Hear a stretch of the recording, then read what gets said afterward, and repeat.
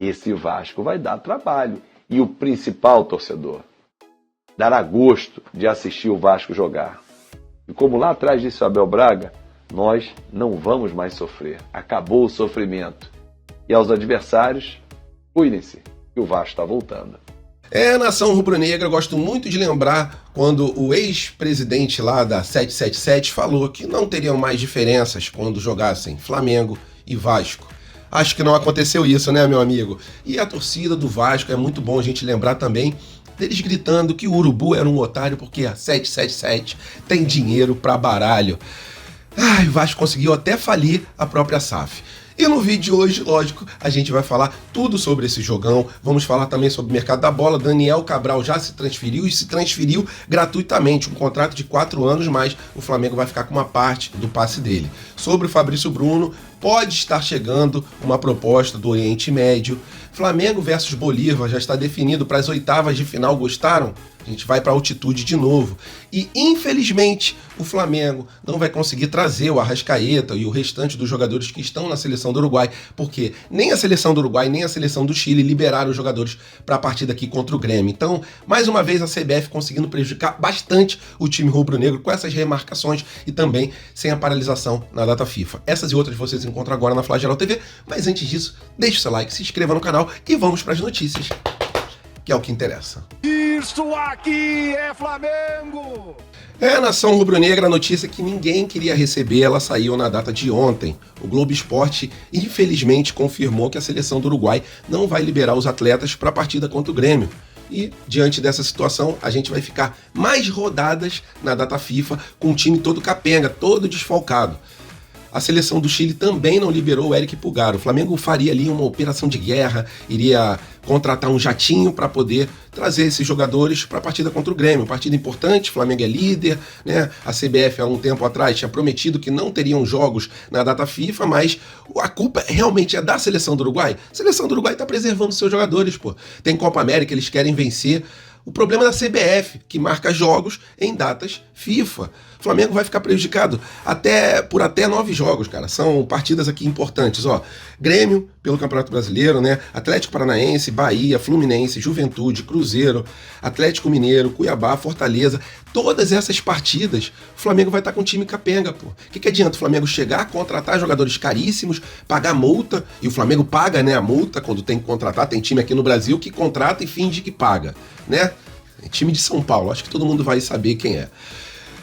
O Flamengo vai lá, contrata, paga o salário em dia, tem uma folha salarial altíssima, e aí, quando vem a data FIFA, a gente fica desfalcado, a gente vai ficar aí 1/4 do Campeonato Brasileiro sem os melhores jogadores do time e botando, lógico, em risco a nossa liderança.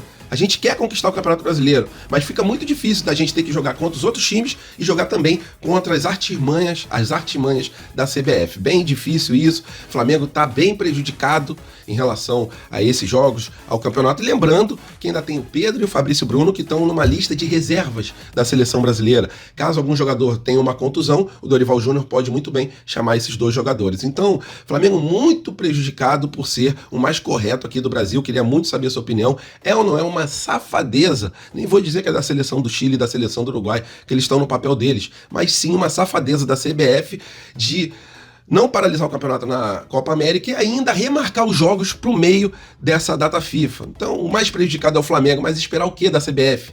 Algo de justo em relação ao Flamengo? Pelo histórico, não, né? Acho que todo mundo lembra, em 2020, que a gente teve que jogar 2 partidas numa diferença de 48 horas e logo depois disso a CBF falou que era desumano. Aí parou, mas usa de teste o Flamengo. Então uma safadeza, uma sacanagem da CBF. Mais uma vez, o Flamengo muito prejudicado, botando aí o Campeonato Brasileiro em risco. Quem vai pagar essa conta? É o Flamengo. Nação, ontem teve o sorteio para as oitavas de final da Libertadores da América. A Conmebol fez esse sorteio e o Flamengo pegou o Bolívar novamente, um time que já estava no grupo do Flamengo.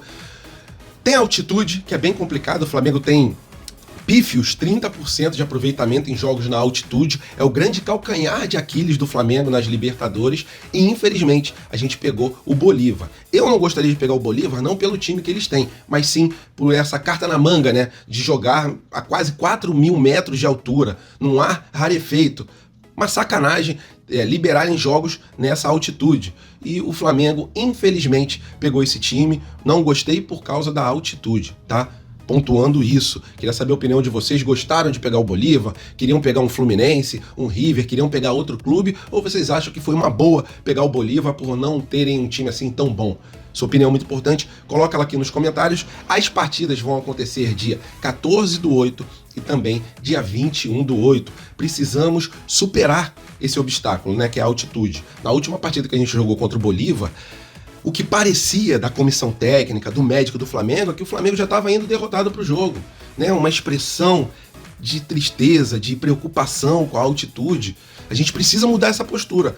Mas, em primeiro lugar, a gente precisa fazer um resultado positivo no primeiro jogo. O primeiro jogo vai ser no Maracanã e o segundo lá nas alturas. Precisamos vencer do Bolívar, se puder, fazer um placar elástico, para que a gente, quando jogue com o Bolívar lá na altitude, a gente não precise correr atrás de um resultado difícil em situações extremas, como é a 4.000 metros de altura, mais ou menos. Então é isso, queria saber a opinião de vocês. Gostaram, não gostaram? Queriam pegar qual time? A opinião de vocês é muito importante, coloca ela aqui embaixo do vídeo e pra cima do Bolívar. Ai, galera, o que dizer dessa partida contra o Vasco? Não tenho nada a declarar, galera. O Flamengo perdeu em 2001 por 5-1. Tava lá no Maracanã, viu o amigo ali na arquibancada, sentado, chorando bastante. O que eu fiz? Sentei e chorei também, chorei pra caramba. Fiquei tristão nesse 5-1, que foi o chocolate, que eles zoaram pra caramba.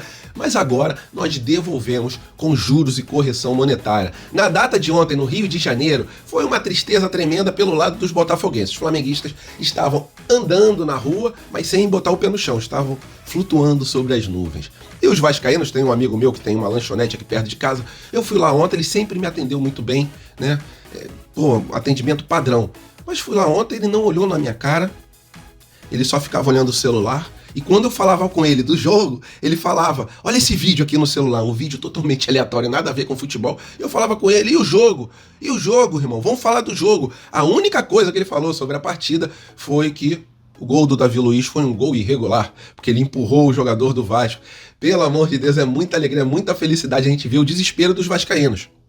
Quando o Flamengo tá na merda, os vascaínos zoam pra caramba. Agora, a gente tem o total direito, até porque 6-1, meia dúzia, mas foi muito gol. O Fábio Azevedo ficou desesperado e o Flamengo teve a melhor atuação no comando do Dorival Júnior. Um time que lutou o tempo todo, lembrou muito o Sub-17 do Flamengo. O time do Felipe Luiz que é assim, faz 1, faz 2, faz 3, faz 4, faz 5, faz 6, não quer saber. Enquanto a bola estiver rolando, o gol vai continuar sendo feito pelo time rubro-negro. E se o árbitro tivesse dado acréscimos, poderíamos até ter um Brasil e Alemanha, um 7-1 no estádio Mário Filho. Mais uma vez, a torcida do Vasco saiu no intervalo, saiu antes de acabar o jogo, né?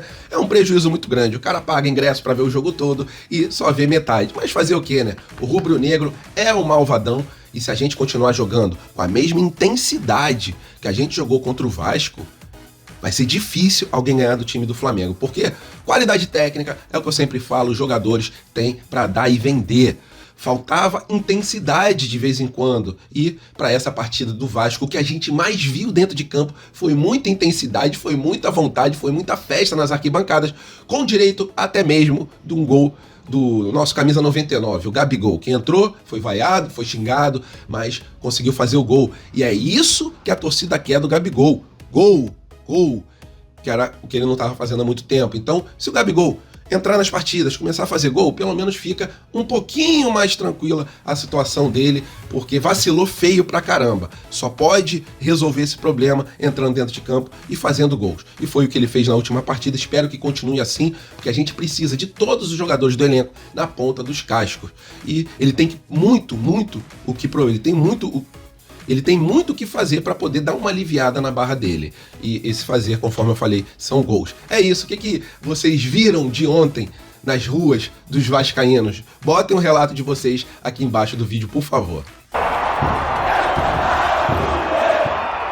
E nação, sobre o mercado da bola, a notícia que veio do jornalista Vene Casagrande é a seguinte: o Daniel Cabral está se transferindo para o Estrela Amadora, time de Portugal, gratuitamente. O Flamengo doou o jogador, mas vai ficar com 50% do passe dele, porque não teve nenhum tipo de compensação financeira.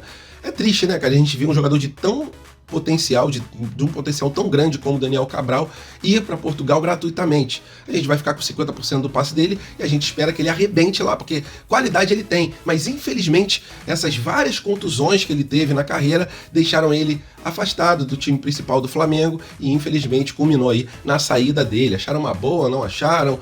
Pediriam alguma compensação financeira? O Flamengo deixou os 50% porque se houver uma venda, pelo menos o Mengão coloca uma farpela no bolso. Sobre o Fabrício Bruno, o West Ham desistiu dele, mas tem clube no Oriente Médio querendo o jogador. Não é um mercado que atrai o Fabrício Bruno, a proposta oficial ainda não chegou. Mas caso chegue, eu não acredito que o Fabrício Bruno vá trocar o Flamengo para ir para as Arábias, mesmo o valor sendo bem alto do salário.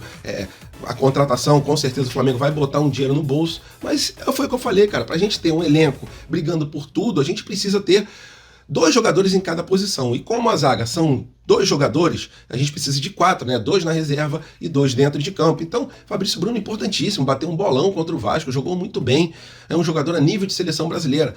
Não gostaria de perder o Fabrício Bruno pelo valor que for. A gente precisa de um elenco completo para que a gente consiga atingir os nossos objetivos nessa temporada de 2024. É isso, galera. Fabrício Bruno pode receber uma proposta do Oriente Médio nos próximos dias e o Daniel Cabral já está um martelo batido, transferido, a troca de documentos já aconteceu e ele vai para o Estrela Amadora lá de Portugal gratuitamente. O Flamengo fica com 50% do passe do atleta.